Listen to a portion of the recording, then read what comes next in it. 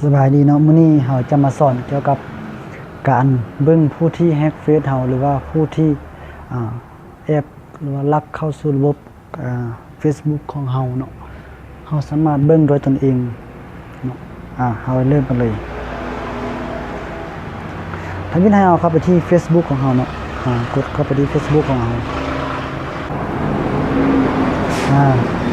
เมื่อเราเข้ามาหน้าที่ Facebook ของเราในนี้แบบนี้เนาะ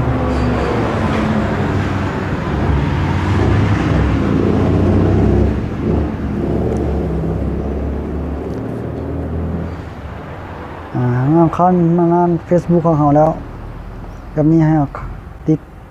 เข้าไปที่3ขีดทางเบื้องถึงเบื้องขวาเนาะติ๊กเข้าไปเลย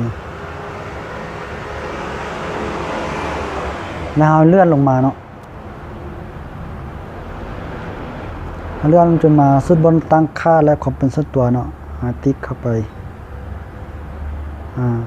แล้วเรามาเลือกบนว่าทางลัดไปการตั้งค่าความเป็นส่วนตัวเนาะติ๊กเข้าไป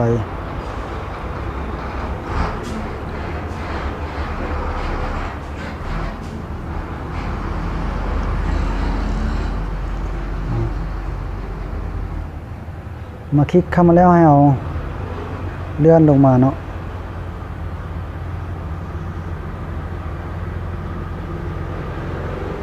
เลื่อนลงมาวันนี้เนาะข้อมูลบน Facebook ของคุณเอาติ๊กบอล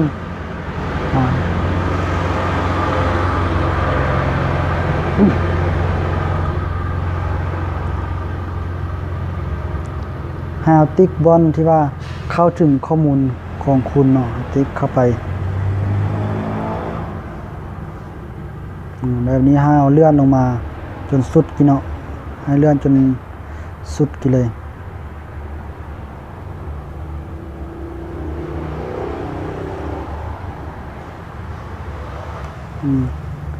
เลื่อนลงมาไปจนสุดเลยเนาะให้เลื่อนมาบนการรักษาความปลอดภัยและข้อมูลการเข้าสู่ระบบเนาะให้เอาคลิกเข้าไปเบิ่งเนาะมันจะเห็นขึ้นมาอีกเนาะมันจะมีว่าอุปกรณ์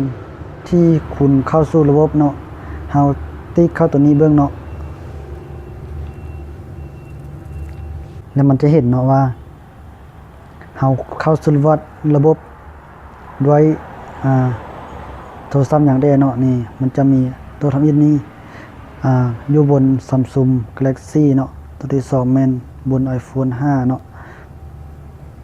ที่3มันจะใช้ในบนWindows หรือว่าอยู่ในคอมพิวเตอร์เนาะมันจะเห็นว่าแม่นของเฮาแท้หรือบ่เนาะตัวนี้เฮาแม่นของเฮาเข้าสู่ระบบเนาะตัวนี้สมมุติตัวนี้ข้าพเจ้าใช้Samsung Galaxy แต่มัน iPhone พัดมีเนาะสมมุติมันบ่แม่นของข้าพเจ้าเนาะเอาคลิกเพิ่มเติมเนาะจะแสดงรายละเอียดว่า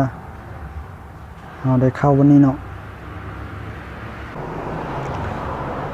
มาเห็นแบบนี้แล้วเนาะถ้าว่าตัวใดที่เฮาบ่ได้เข้าสู่ระบบเนาะหรือว่าโทรศัพท์หรือว่าบนใดที่เฮาบ่แม่นของเฮาว่าเราคิดว่าแม่นจะมีผู้อื่นลักเข้าสู่ระบบหรือว่าเฟซของเฮาก็ไปเปลี่ยนรหัสผ่านเนาะได้เลยเนาะเปลี่ยนรหัสผ่านวิธีการไปเปลี่ยนรหัสผ่านแล้วสร้างรหัสผ่านใหม่แล้วออกระบบของอุปกรณ์อื่นเนาะนี่จะเป็นวิธีป้องกันแล้วครับเจ้าจะไปสอนในวิดีโอต่อไปเนาะแล้วถ้าจะเห็นวิดีโอต่อไปต้องกดติดตามแล้วว่ากด Subscribe ช่อง YouTube ของข้าพเจ้าไทยบ้านนอก